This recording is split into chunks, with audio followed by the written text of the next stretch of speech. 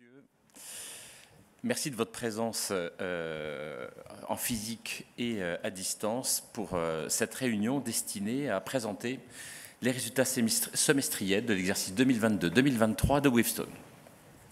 Avant de débuter, je vais vous donner quelques informations relatives au déroulement de la réunion, puisqu'il y a des personnes qui sont connectées à distance sur Teams. Et donc, pour vous qui nous suivez sur Teams, nous vous invitons à désactiver votre micro. Je vais avoir du mal à faire toute la réunion. Votre micro, vous pourrez le réactiver tout à l'heure pour la séance de questions-réponses. Et pour vous qui nous écoutez par téléphone, je précise que le support de présentation est disponible sur le site internet de Wavestone et que vous aurez la possibilité d'activer votre micro tout à l'heure pour la séance de questions-réponses en composant étoile 6 sur votre clavier. Nous serons 4 pour animer la réunion de ce matin. Vous avez déjà reconnu Patrick Irigoyen, directeur général délégué de Wavestone, Laurent Stoupy, directeur financier de Wavestone. Nous avons également le plaisir d'accueillir ce matin Mike Newlove, qui est partenaire en charge des activités de Wavestone au Royaume-Uni. Good morning, Mike. Et moi-même, Pascal Imbert, cofondateur et président directeur général de Wavestone. J'ajoute que la réunion se déroulera, comme toujours, sous l'œil bienveillant de Michel Dancoine, cofondateur de Wavestone. Mais exceptionnellement, Michel Dancoine n'est pas assis au premier rang de cette salle. Tout se perd. Il est connecté à distance. Donc, bonjour Michel. Pour introduire cette réunion, quelques mots pour rappeler notre fiche d'identité. Wavestone est un cabinet indépendant, pure player du conseil.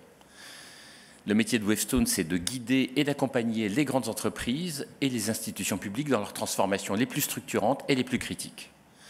Le cabinet possède pour cela des compétences sectorielles centrées sur le cœur de métier de ses clients, des compétences technologiques centrées sur le digital, les systèmes d'information ainsi que la cybersécurité, et des compétences en développement durable.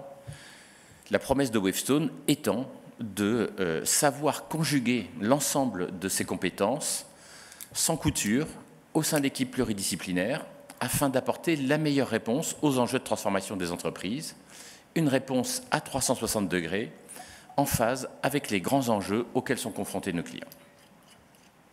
Wavestone a réalisé un chiffre d'affaires de l'ordre de 470 millions d'euros sur son dernier exercice clôturé, l'exercice 2021-2022 clôturé le 31 mars dernier.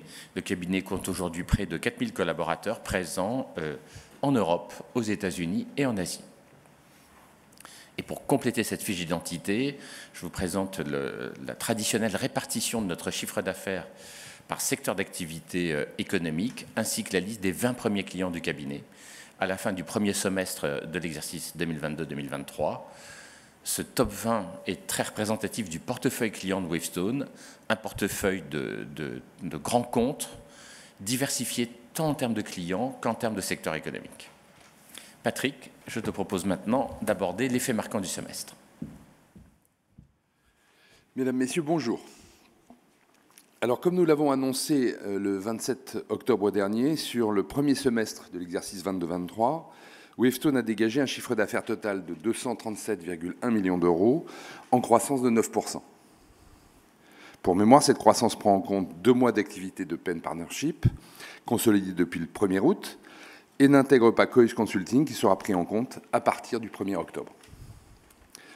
À périmètre et change constant, la croissance organique s'est élevée à 4%. Sont exclus du périmètre constant les acquisitions réalisées au cours de l'exercice 21-22, ainsi que de MyDays et Penn Partnership. Si on regarde le déroulement du semestre sous l'angle des KPI, vous voyez que sur l'ensemble du semestre, le taux d'activité s'est établi à 75%, conforme au niveau normatif du cabinet, contre 77% sur l'ensemble de l'exercice 2021-2022. En ce qui concerne les prix, la dynamique est positive. Ainsi, sur l'ensemble du semestre, le taux journalier moyen s'est établi à 880 €, en croissance de 3% par rapport aux 854 € constatés sur l'ensemble de l'exercice 21-22. À taux de change constant, le taux journalier moyen a progressé de 2% pour s'établir à 872 €. Quant à lui, le rythme de prise de commande s'est maintenu au cours de l'été et à la rentrée. En revanche, la forte progression de nos effectifs prévue pour le troisième trimestre a entraîné une baisse de notre carnet de commandes.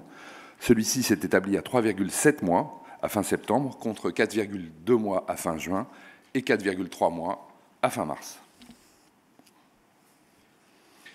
Sur le plan business, beaucoup de nouveaux projets au cours de ce semestre, et ceci dans nos principales géographies. Pour illustrer tout d'abord, au Royaume-Uni, nous accompagnons Securitas dans l'intégration IT de l'activité Stanley Security, de Stanley Black & Decker, activité récemment acquise par Securitas. Toujours au Royaume-Uni, nous intervenons dans une grande banque britannique afin d'évaluer sa maturité cyber et sa résilience opérationnelle. Aux États-Unis, nous accompagnons une société d'asset management afin de développer sa stratégie cloud. Au Luxembourg, nous accompagnons plusieurs institutions européennes, la Commission européenne tout d'abord sur la préparation du Cyber Resilience Act qui vise à encadrer la sécurité des produits numériques, et l'European Investment Fund dans l'évaluation de sa maturité réglementaire afin de renforcer son dispositif de contrôle des risques et des réglementations en vigueur. En France, nous accompagnons Stellantis dans la préparation du forum annuel Freedom of Mobility, dont Stellantis est à l'initiative, qui a pour objectif d'explorer les enjeux liés à la liberté de mouvement dans le contexte de la transition énergétique. Toujours dans le domaine de la sustainabilité, nous avons été choisis par le Crédit Agricole pour lancer une démarche Green IT transverse au groupe. Enfin, nous intervenons chez un grand acteur du luxe dans l'évaluation de sa maturité cyber et dans la gestion des risques cyber. Pour terminer, regardons les ressources humaines. Le rythme de recrutement est resté soutenu tout au long du semestre. Nous sommes en ligne avec notre plan de marche annuel qui vise pour mémoire le recrutement de plus de 1000 collaborateurs sur l'exercice 22-23. Le turnover est quant à lui resté élevé. Il s'établissait sur 12 mois glissant à 19% à fin septembre 2022, contre 19% au 30 juin et 18% au 31 mars. Au final, l'effectif de Wavestone a progressé de 132 personnes sur le semestre, pour atteindre 3 864 collaborateurs au 30 septembre 2022. Je laisse la parole à Laurent pour présenter les résultats financiers.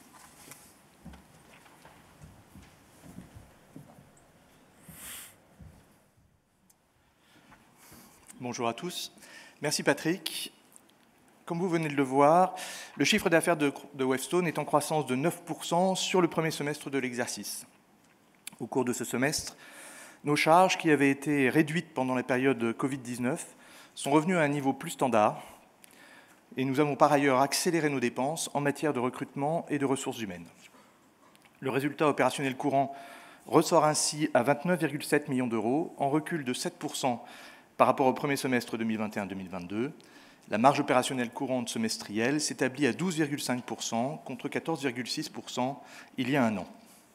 Pour rappel, cette rentabilité du premier semestre 2021-2022 était exceptionnellement élevée dans un contexte post-Covid marqué par un rebond de l'activité et un niveau de charge opérationnelle encore ralenti.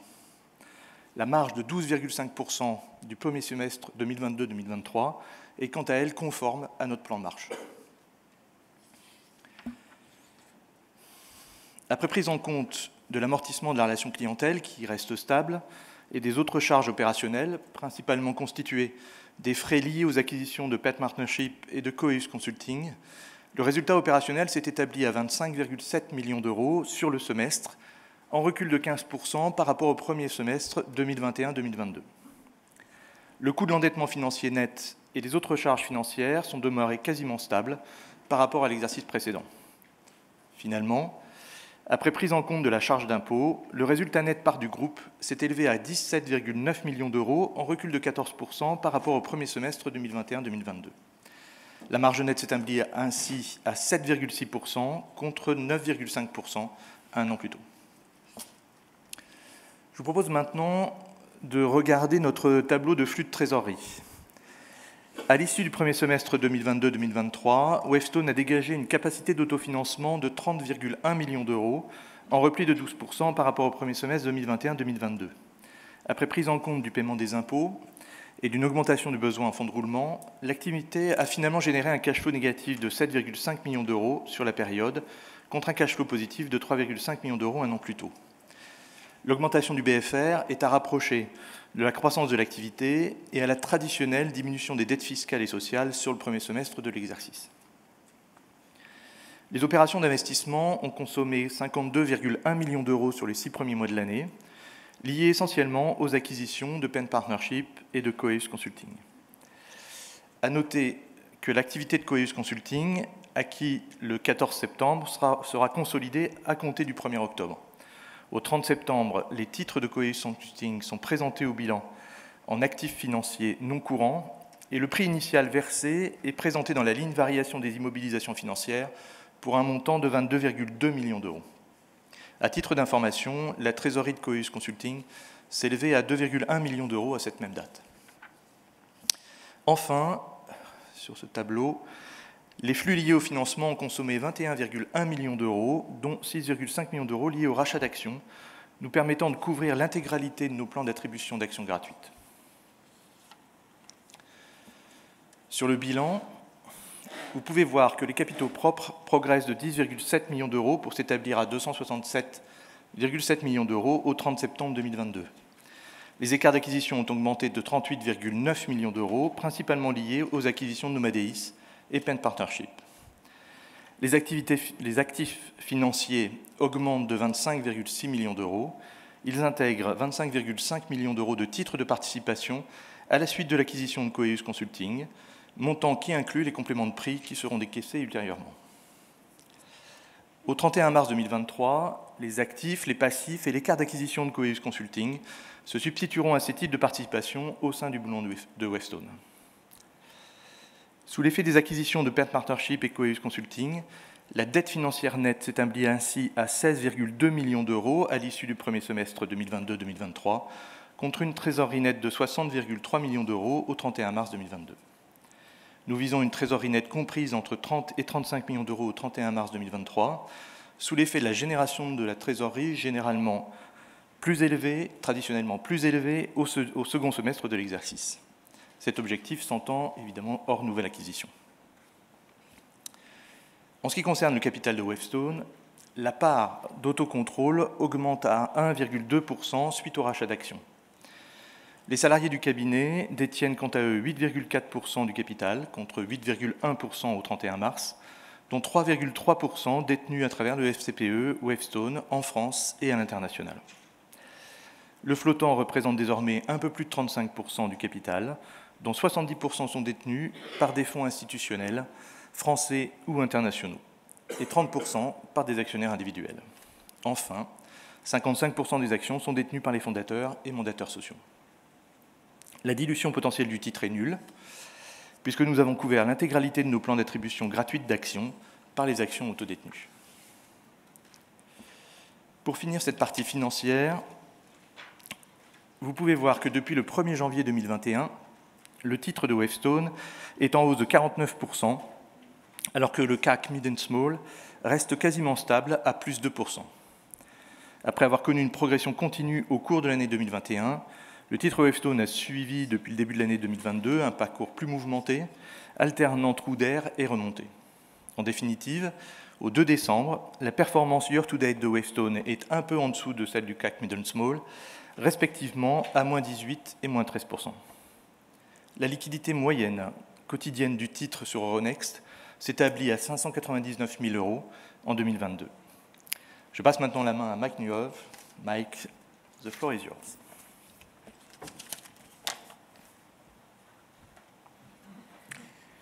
Thank you, Laurent. Good morning, everyone. I hope you can understand me speaking in English. The UK has recovered well after the COVID crisis, and we're now in a strong business position. We ended the financial year in March 2022 with £14 million in revenue, high profitability, greater than that at group level, and approximately 100 employees. This strong performance has confirmed one of the key objectives of the strategic plan, Impact, that the UK is a key geography for Wavestone's international development. To cement this point, we recently carried out 2 acquisitions in the UK. Firstly, Penn Partnership, a consulting firm specialising in operational and digital transformation for clients in both financial services and life sciences sectors. Penn has a headcount of 60 employees and around 40 independent consultants.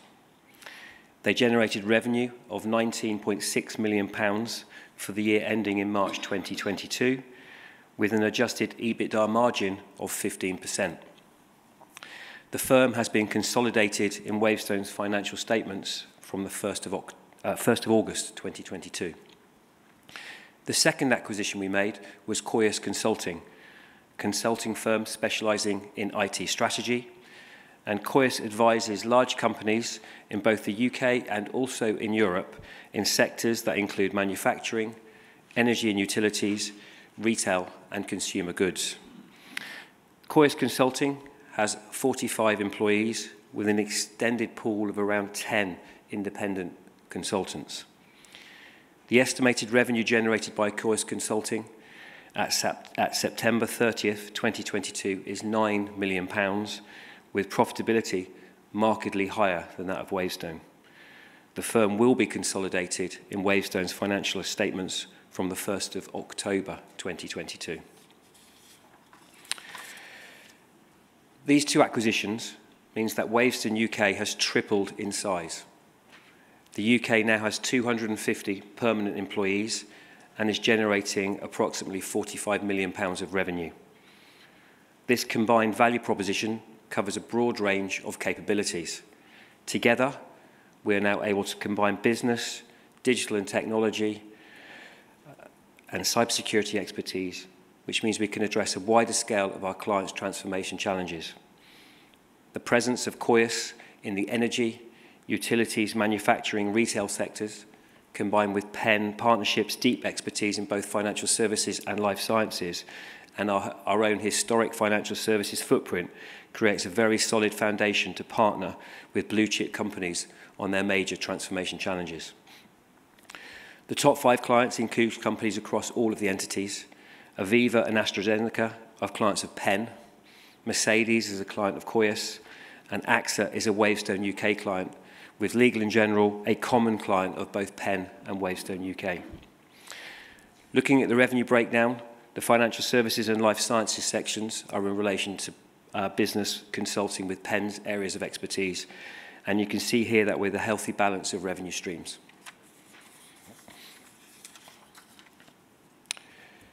Business in the UK is still growing. We have a solid pipeline of business. The sales are ahead of budget and our team is growing. However, 2023 remains uncertain in the UK market given the economic outlook. The UK, unfortunately, is now in recession with 11% inflation. But I'm cautiously optimistic about the outlook. At the moment, we're in a very good position. The size and diversity of capabilities and clients means together we could be more resilient against the economic backdrop. We're already bringing the range of capabilities to our combined pool of clients. We're seeing synergies being quickly established between the 3 entities. We're delivering 7 projects jointly with 14 consultants involved. This is across 6 clients and within 3 of our 4 core capabilities. The integration project is well underway. We're working towards a completion date of 1st of October 2023, when the teams will fully merge with a common management team in place and an established value proposition. I now give the floor to Pascal, who will talk about the outlook.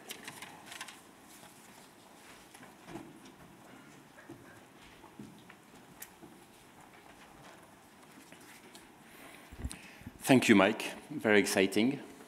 Very confident for the future in the UK.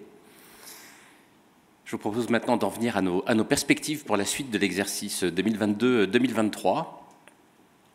Et ces perspectives, elles s'ouvrent dans un contexte économique, je ne vous apprends rien, qui s'assombrit et qui fait apparaître un risque de plus en plus probable de ralentissement de la demande de conseil en 2023, ce qui nous amène à porter un regard prudent sur le 4e trimestre de notre exercice. D'autant que le 4e trimestre de l'exercice de Wavestone, c'est le début de l'année calendaire, une période qui peut être marquée par une certaine latence de nos clients dans l'engagement de leurs dépenses. Nous n'anticipons pas pour autant un coup de frein brutal et généralisé. Nous gardons au contraire confiance dans la bonne tenue de certains secteurs d'activité, et je citerai notamment la banque, l'énergie ou encore le luxe, sur lesquels les perspectives sont résolument positives. Et même si l'environnement est plus incertain pour 2023, nous avons décidé de poursuivre nos efforts en termes de recrutement. Nous gardons donc l'objectif d'embaucher plus de 1000 nouveaux collaborateurs sur l'ensemble de l'exercice, un objectif que nous sommes en bonne voie de tenir, comme Patrick l'évoquait tout à l'heure. En parallèle, bien sûr, nous restons mobilisés sur nos actions visant à réduire le turnover.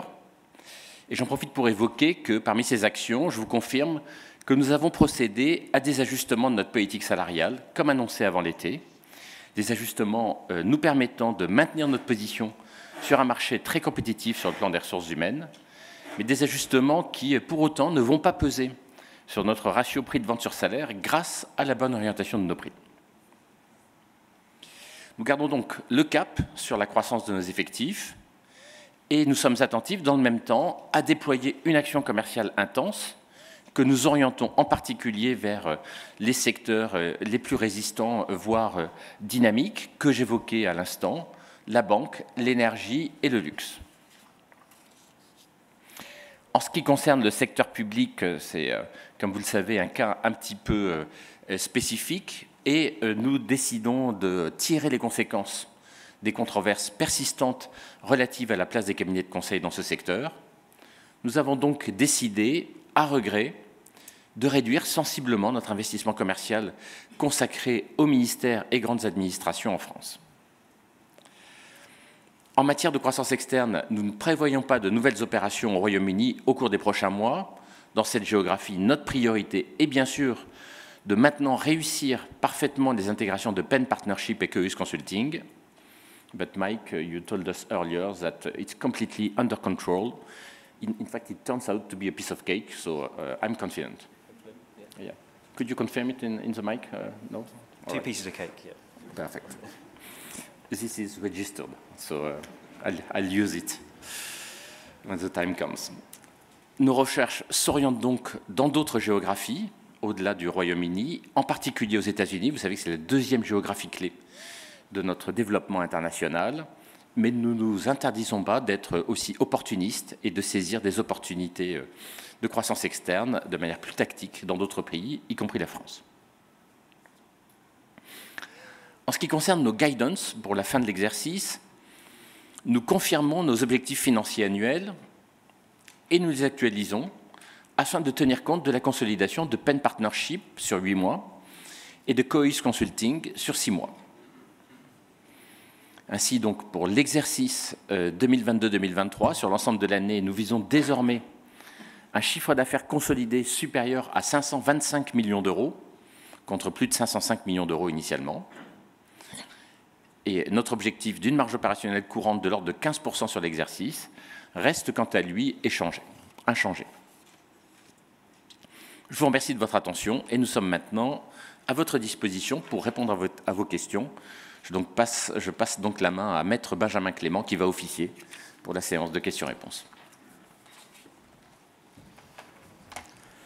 Bonjour à tous. Alors comme vous le voyez, si vous êtes en salle, nous avons un micro, nous allons pouvoir vous donner la parole. Et j'ai devant moi l'ensemble des personnes connectées à distance. Vous pouvez utiliser le bouton « Lever la main » pour vous signaler.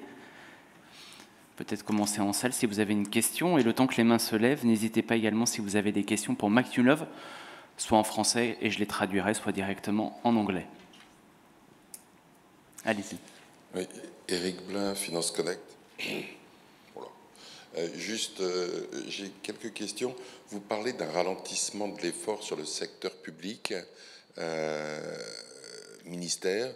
Est-ce que ça concerne aussi des choses comme EDF et SNCF? C'est ma première question. Ma seconde question, vous avez parlé d'ajustements salariaux. Vous pourriez nous donner un peu de granularité sur l'ampleur de ces ajustements, qu'on puisse se faire un petit peu une idée. Et le troisième point, et je laisserai la place après, je reviendrai si besoin, vous annoncez un maintien de la marge opérationnelle sur l'année. Ça veut dire un free cash flow, enfin une marge et un free cash flow, parce que sur votre ambition de position financière de 35 millions en fin d'année, ça veut dire qu'on génère 50 millions de free cash flow sur le second semestre. Il y a le phénomène saisonnier mais est-ce qu'il y a autre chose qui vous permet de justifier cette remarquable performance potentielle après un premier semestre peut-être un petit peu plus compliqué? Merci. En ce qui concerne le ralentissement sur le secteur public, en ce qui concerne le ralentissement sur le secteur public, le ralentissement de notre investissement commercial sur le secteur public, c'est uniquement sur le périmètre des ministères et grandes administrations en France. Aujourd'hui, ce que nous constatons, c'est que les grandes entreprises publiques, EDF, SNCF, sont complètement épargnées par cette polémique et je dirais au contraire, par exemple sur EDF, je citais le secteur de l'énergie, la dynamique est bonne et finalement la polémique et la controverse ne s'étend pas à ce secteur, de même que par ailleurs les discussions réglementaires et législatives qui ont cours en ce moment au Sénat, à l'Assemblée, ne paraissent complètement devoir épargner les grandes entreprises publiques, ainsi d'ailleurs que les collectivités locales. La polémique s'est vraiment centrée sur l'utilisation du Conseil dans les grandes administrations et au sein des grands ministères de l'État. Sur ce qui concerne votre deuxième question relative à l'évolution de notre politique salariale, pour vous donner quelques éléments plus concrets, nous avons bougé dans la plupart de nos pays à destination de populations plutôt entre 0 et 8 ans, sur des mouvements, on va dire, de l'ordre de 2 à 8% selon les différents grades, pouvant aller même un petit peu au-delà pour les jeunes populations et pour les analystes. Donc, dans certains pays, on a bougé de l'ordre de 15%. On considère qu'on a pris toutes les décisions sur l'ensemble des pays qui nécessitaient ces mouvements, et donc ces mouvements sont en cours d'application.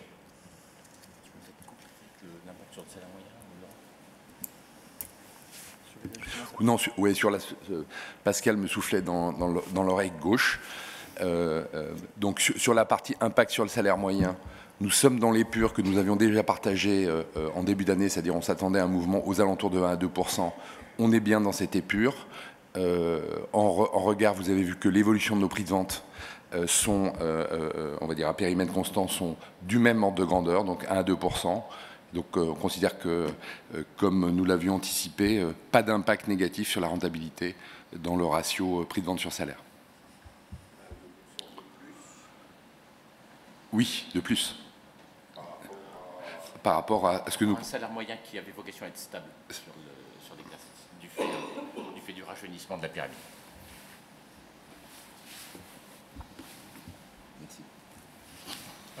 Sur la question de la MOC, en fait, question à 15%, en fait. Donc effectivement, c'est une saisonnalité traditionnelle, en fait, qu'on retrouve finalement après la période Covid qui avait un peu chamboulé les choses, où on constate en fait régulièrement donc un écart de 2 à 3 points entre la rentabilité du S1 et la rentabilité sur l'ensemble de l'année.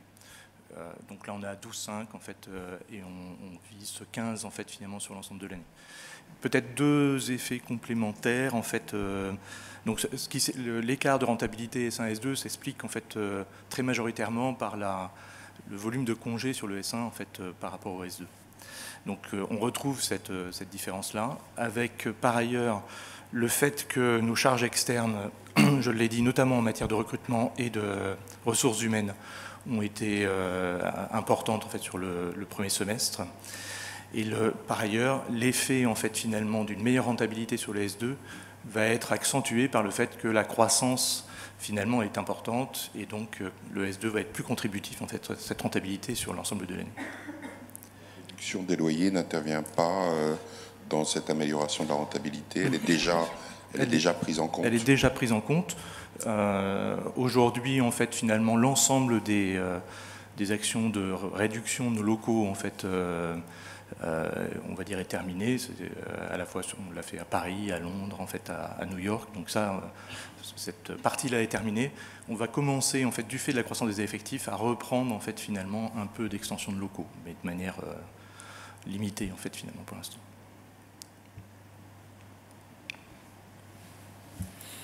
Merci beaucoup. Je n'ai pas de main levée à distance pour l'instant. Je ne sais pas si en salle... Oui, nous avons une autre question en salle. N'hésitez pas à distance à vous signaler. Les life science au UK représentent 14% et je ne vois pas de société pharmaceutique en France. Comment vous expliquez cette situation? Je vais quand même en citer une, qui est Sanofi, qui est un client qui n'est pas un poids lourd aujourd'hui pour Wavestone, mais qui est quand même un client qui fait partie de notre portefeuille depuis plusieurs années et que nous travaillons pour le développer. Mais effectivement, c'est le seul client en France sur lequel nous sommes présents dans le secteur pharmaceutique. J'en oublie un qui est Biomérieux.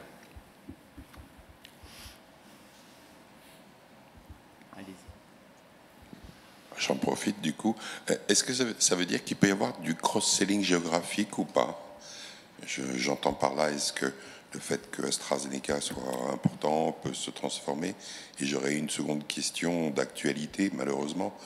Cybersécurité, c'est un domaine qui malheureusement explose beaucoup, avec un secteur public qui en aurait peut-être besoin.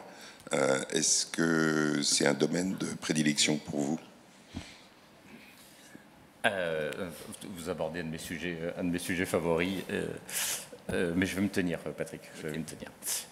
On fait beaucoup de cross-selling entre les différentes géographies, et là, on se développe au Royaume-Uni et aux États-Unis parce qu'on sait que ce sont des pays dans lesquels il y a beaucoup d'opportunités finalement de faire de la vente croisée et de délivrer des projets globaux entre l'Europe continentale, effectivement, et ces deux géographies.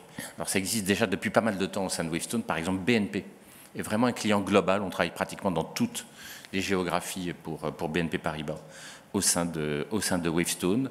Il y a pas mal de synergies entre le Royaume-Uni et les États-Unis, pas seulement dans le secteur life science, également dans des secteurs asset management, sur d'autres clients appartenant à des secteurs différents, par exemple dans le domaine de l'industrie. Donc, le modèle intégré de Wavestone est vraiment un modèle qui concourt à essayer de délivrer de manière globale l'ensemble de la proposition de valeur de Wavestone, et tout est conçu chez Wavestone pour que ça soit extrêmement fluide. Notamment, Wavestone n'est pas une société qui est structurée par des PNL géographiques. Notre PNL est un PNL intégré qui permet de jouer la synergie sans que personne n'ait intérêt finalement à se concentrer sur son propre périmètre de prestation, sur son propre périmètre géographique. Donc le cross-selling est important et va continuer à se développer en France. D'ores et déjà, Penn Partnership commence à collaborer avec des équipes aux US et vient de gagner un très gros projet en matière d'outsourcing entre les US et le Royaume-Uni. Ça, c'est quelque chose qui fonctionne vraiment très bien. Je te laisse répondre sur la cybersécurité. Vous avez raison. La cyber est un sujet qui est extrêmement dynamique, beaucoup de demandes, beaucoup de besoins. Le secteur public n'y échappe pas et l'actualité récente, encore hier, a montré que les besoins en matière de cybersécurité dans le domaine de secteur public sont extrêmement forts. Donc c'est un peu la mort dans la main on va lever le pied sur notre investissement en matière de cyber à destination du secteur public. J'ai envie de vous dire qu'on le subit.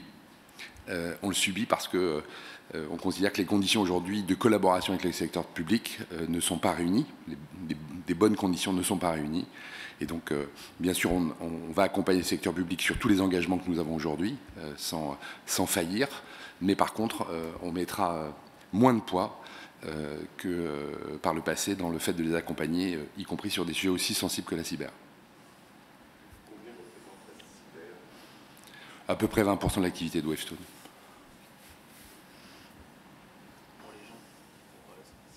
Si vous étiez à distance, pardon, la question était quel est le poids de la cyber, pour que vous puissiez reconstituer avec la réponse de Patrick. Je ne sais pas si en salle nous avons d'autres questions. Je n'ai pas de main levée pour l'instant à distance.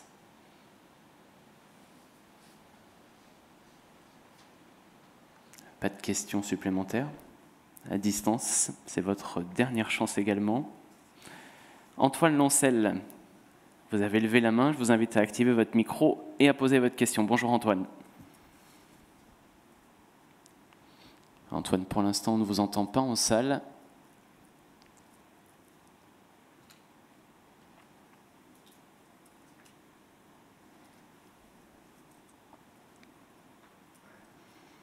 On va prendre la question en salle. Cette poésie des réunions Teams. Le temps que le problème soit réglé sur le son. Antoine, on vous reprend dans une seconde. Bonjour, vous avez insisté sur les États-Unis et la Grande-Bretagne comme pôle de développement à l'international. Est-ce qu'il y a d'autres régions que vous regardez malgré tout, le Maghreb, l'Asie, le Moyen-Orient, qui fait l'actualité en ce moment? Nous sommes très concentrés, effectivement. Nous concentrons les efforts sur le Royaume-Uni et les États-Unis et nous souhaitons atteindre une masse critique dans ces deux géographies. Nous sommes présents en Asie. Si vous vous en souvenez, nous avons fait une petite acquisition en Asie d'une société qui était notre partenaire depuis plusieurs années, que nous connaissions bien, ce qui nous a permis d'étendre un petit peu notre présence en Asie. On était déjà à Hong Kong, on est maintenant à Hong Kong et Singapour. Je dirais que ça reste pour l'instant plutôt une zone dans laquelle on va privilégier du développement organique. On veut continuer à apprendre avant de décider peut-être d'ici quelques temps d'entreprendre des investissements plus consistants de manière à faire de cette zone un troisième pôle de développement de Wavestone. Mais je dirais que ce n'est pas encore une décision qui est actée. Et je vous cite pour mémoire quelques zones géographiques dans lesquelles Wavestone est également présent. Les principales, c'est la Suisse et le Luxembourg, mais sur lesquelles, là aussi, nous privilégions le développement organique. On souhaite être très discipliné dans notre croissance externe, et donc les investissements volontaristes, on les concentre sur les deux premières géographies que j'ai évoquées. Sur le reste, on peut être opportuniste s'il y a des bonnes occasions, et on va surtout privilégier du développement organique en réservant pour plus tard, effectivement, le fait de développer ces zones géographiques. Merci beaucoup. Je pense que nous avons retrouvé le son des gens qui sont à distance. Alors, Antoine Lancel, vous pouvez à nouveau ouvrir votre micro et normalement, on devrait vous entendre. Bonjour Antoine. Oui, bonjour à tous, vous m'entendez là? C'est parfait, ça marche. Génial. Je voulais revenir un petit peu sur le secteur public parce qu'on vous sent vraiment, voilà, vous voulez complètement ralentir les investissements sur ce secteur-là, en tout cas en France. Est-ce que par contre, ça peut être un axe de développement au UK, par exemple, sur le secteur public? Oui, et je vais peut-être passer la parole à Mike. The question is, would the public sector be an interesting opportunity for our growth in the UK? Yeah, no, absolutely. Public sector is typically the second largest consulting sector behind financial services in the UK. We are already on government frameworks, so we can do business with the public sector. We work with a couple of departments, so it's a growth opportunity for us. At the moment, we're focusing on the clients of sort of Penn and Coyas is our first, I guess, growth opportunity, but public sector's there. We will do more and more business as we grow. And maybe you could mention some of our clients in this sector. In the public sector, so the Department of Energy and climate change is one of the Office for Road and Rail, a couple of the opportunities in that area. We also work with Network Rail, which is also a public sector entity. Et je compléterai que nous... pardon. Tu voulais parler du Luxembourg? Oui. Ouais, je t'en prie. Je compléterai par le fait qu'il y a une autre géographie dans laquelle nous sommes assez engagés dans le secteur public, qui est le Luxembourg et un petit peu la Belgique, qui sont deux équipes qui travaillent pour la Commission européenne. Et donc vous avez vu d'ailleurs des exemples d'intervention pour des institutions publiques qui sont réalisées à partir du Luxembourg pour la Commission européenne, qu'il s'agisse de conseiller la Commission ou d'éclairer la Commission sur des réglementations qui sont en gestation, ou qu'il s'agisse de travailler simplement pour aider la transition digitale ou les ajustements réglementaires dans des institutions financières rattachées à l'Europe, comme le European Investment Fund. Merci beaucoup. Je peux avoir un follow-up rapidement? Très volontiers. Je voulais peut-être aussi, si vous pouviez nous faire un point sur Nomadeis et toute la demande autour de la transition énergétique, reporting, etc. Quelles sont un petit peu les tendances? Vous aviez parlé d'avoir une demande qui est restée très forte depuis le début de l'année pour ce type de sujet-là. Est-ce que c'est toujours le cas? Et est-ce que d'un point de vue de chiffre d'affaires, ça commence à devenir quelque chose de matériel ou toujours pas? Merci. Ça reste encore assez marginal en termes de chiffre d'affaires, mais comme vous le savez, on a vraiment mis les moyens pour développer Wavestone sur ce nouvel axe du développement durable. Donc on a une 150aine de consultants qui sont regroupés dans une équipe qu'on onboard progressivement sur des activités de conseil en développement durable. La dynamique ne se dément pas dans ce secteur et par ailleurs, Nomadeis, c'est vraiment une pépite qui a un très très grande aura malgré sa toute petite taille dans le domaine, beaucoup de références, des connexions au plus haut niveau dans les entreprises. Vous avez vu par exemple dans les projets signalés par Patrick un magnifique projet pour Stellantis où on accompagne la direction générale de Stellantis dans le cadre d'une initiative qui s'appelle the Forum of Mobility. Freedom of Mobility, ce sont des opérations que nous gagnons grâce à Nomadeis. Donc on est très positif sur l'évolution de ce secteur. Je pense que ça peut commencer à devenir matériel, quelques pourcents du chiffre d'affaires dès l'exercice prochain. Merci beaucoup, c'est très clair. Merci Antoine. Je ne sais pas s'il y a d'autres questions à distance. Si vous souhaitez en poser, merci de vous signaler en utilisant le bouton « Lever la main ». Avons-nous d'autres questions en salle? Il semblerait que non. Je ne vois pas de main levée non plus à distance. Pascal, je te propose peut-être de conclure cette réunion.